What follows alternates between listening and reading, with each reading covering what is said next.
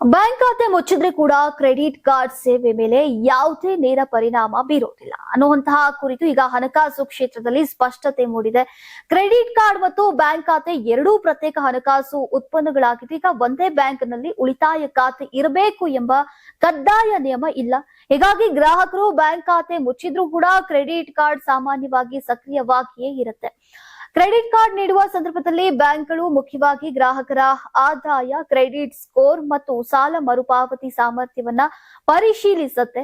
ಉತ್ತಮ ಕ್ರೆಡಿಟ್ ಇತಿಹಾಸ ಹೊಂದಿರುವವರಿಗೆ ಬ್ಯಾಂಕ್ ಖಾತೆ ಇಲ್ಲದೆ ಇದ್ರೂ ಕೂಡ ಕ್ರೆಡಿಟ್ ಕಾರ್ಡ್ ಪಡೆಯುವಂತಹ ಅವಕಾಶ ಇರುತ್ತೆ.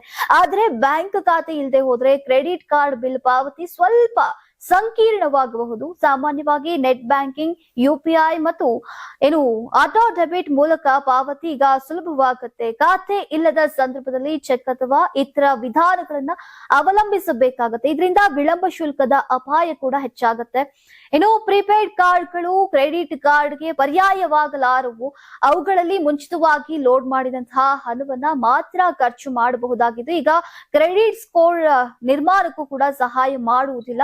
ಕ್ರೆಡಿಟ್ ಕಾರ್ಡ್ ಮತ್ತು ಬ್ಯಾಂಕ್ ಖಾತೆ ಪರಸ್ಪರ ಅವಲಂಬಿತವಾಗದಿದ್ರೆ ಕೂಡ ಸುಗಮ ಬಳಕೆ ಮತ್ತು ಸಮಯಕ್ಕೆ ಸರಿಯಾದಂತಹ ಪಾವತಿಗಾಗಿ ಕನಿಷ್ಠ ಒಂದು ಸಕ್ರಿಯ ಬ್ಯಾಂಕ್ ಖಾತೆ ಇರುವುದು ಹೆಚ್ಚು ಅನುಕೂಲಕರ ಅಂತ ತಜ್ಞರು ಅಭಿಪ್ರಾಯವನ್ನು ಪಟ್ಟಿದ್ದಾರೆ.